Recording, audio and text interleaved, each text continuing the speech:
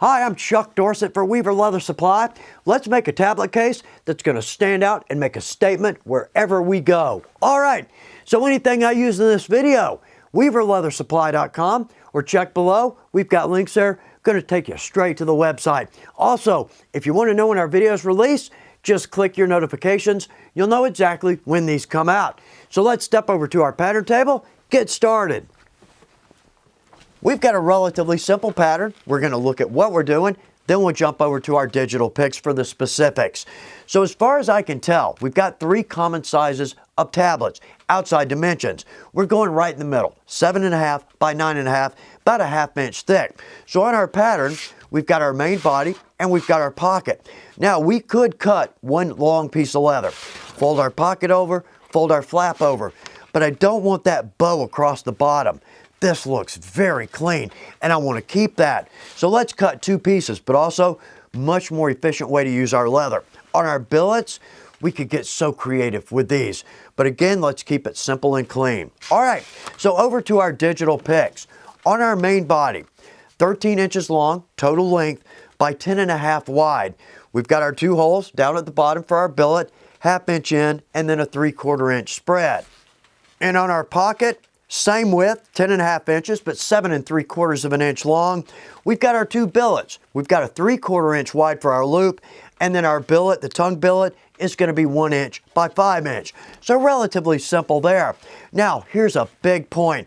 Let's do a test strip, because with our tablets, sometimes the tablet can have a case. It can be a little bit wider. Our stitch line can be a little bit in, our leather thicker.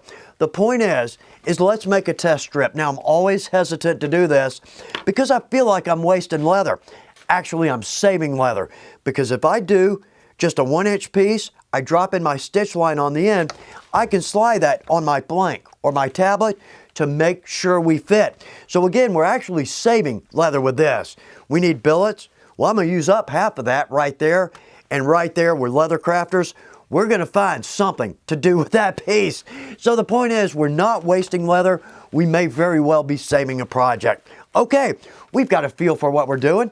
Let's jump over to our main table, cut some leather. Right off the bat, we have got a hard decision to make, and to be honest with you, I have yet to decide. This is our Western Crunch leather. Beautiful leather, distressed. It's got some good body to it, and it's about a 4 to 5 ounce. We've got 5 colors of this. So we've seen this in the blue. I certainly want to see this in the green and the brown and the red and the black. So I'm going to make a call. We're going to lay out a piece of leather. Let's cut our pattern.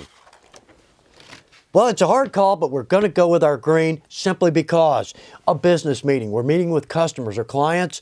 It's a subtle color that's actually going to stand out. Okay, so let's start with our main body.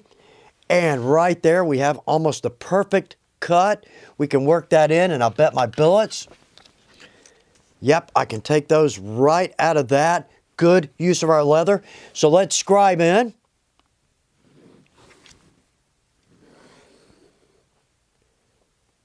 And while we're here, let's go ahead and mark for our holes. Good. New blade, sharp blade every time. Let's cut this piece out.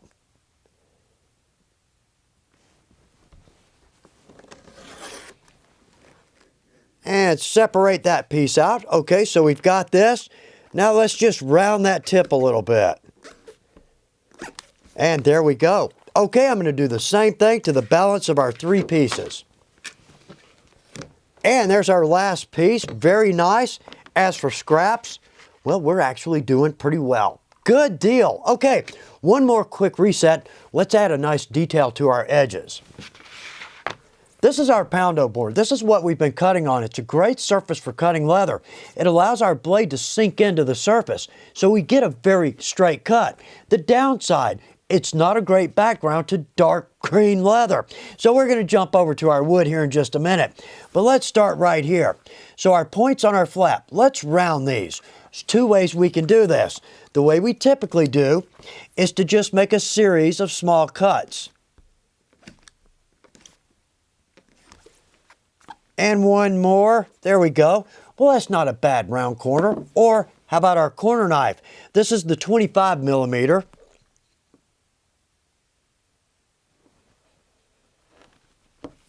Very nice, and there's a good round corner too. Okay, so we're going to add a groove line to this. We don't have to by any means, but it's going to look good. It's a nice detail on our edge. So on our pocket, we're just going to go across our throat because we'll be sewing the pocket right here. So let's just groove across our throat here.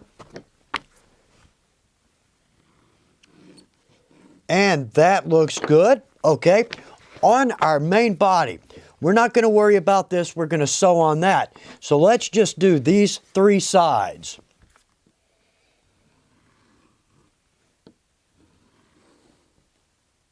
And that looks nice. We're going just enough to cut through that top grain, bring in a little bit different color, nice detail. So on our billets, we could go ahead and punch these round end and English point, but it's hard to get a consistent groove line on a round end. And to me, I'd rather see no groove line than a bad groove line. So let's just run off the end on these. And that looks good, very nice. Let's take these over to our punch table.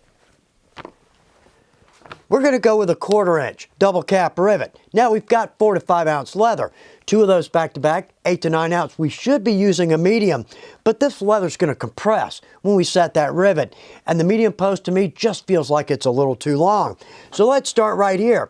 Since we're going with a smaller rivet, let's go with an 1/8 inch punch. Let's punch our holes.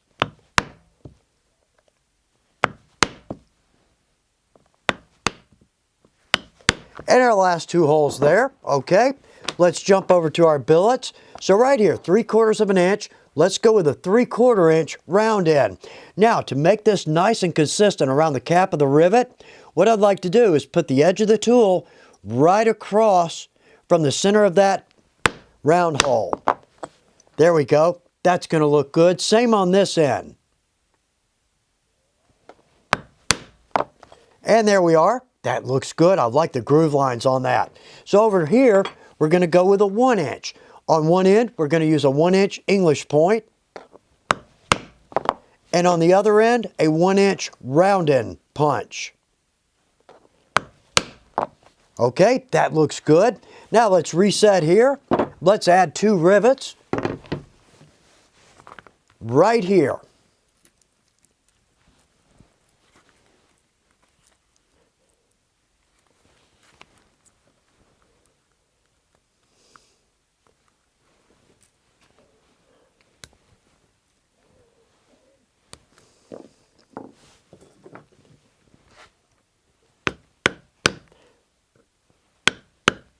Well, that looks good. The small rivet's going to be fine. We're not going to have a lot of stress on these.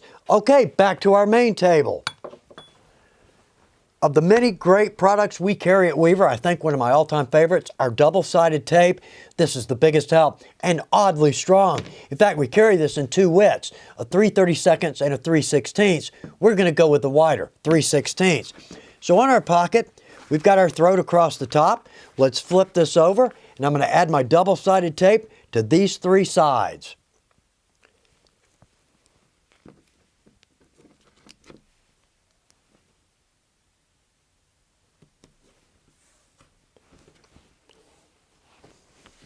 Now the trick to peeling this off is not to try to peel it back, but let's take our thumbnail and scrape. There we go, that will release it. Good, we've got that. Like I said, it's a good strong tape. So let's flip this over, and again, throat to the top, and let's square this all the way around.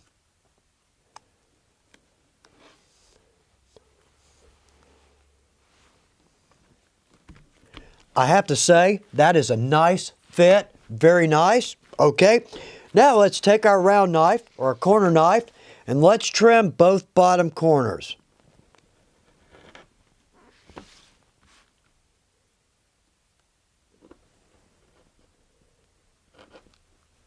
Very nice, that looks good already. Okay, let's step over to my shop, to our 303. Let's put a stitch line in this.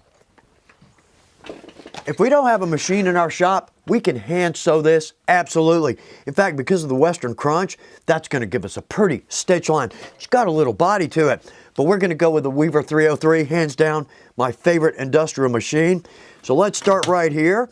We're going to do a short back stitch, And then let's sew all the way around.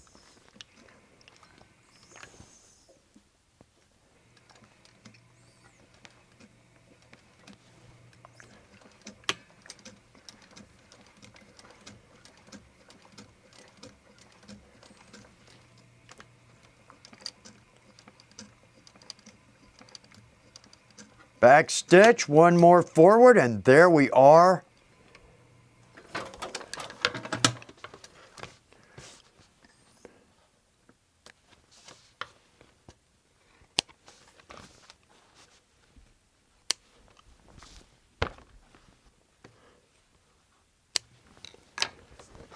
Beautiful stitch line. I like that. See if we can get that, yeah, without the glare in it. Okay, one more step. Let's drop in 2 rivets on our billet. We're done here. Well, that does look good. Very nice. Last step, let's rivet our billet onto our flap. Now, we could have done this a while ago if I were a more organized person. I'm not. So let's rivet this on now.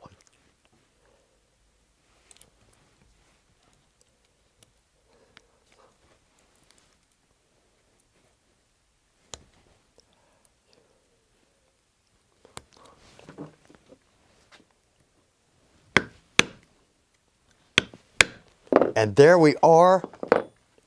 I have to say that that is a beautiful piece. Look at that fit. I am so happy with this. Can't wait to do another one in a different color with our Western Crunch. We were looking for clean, simple, and beautiful.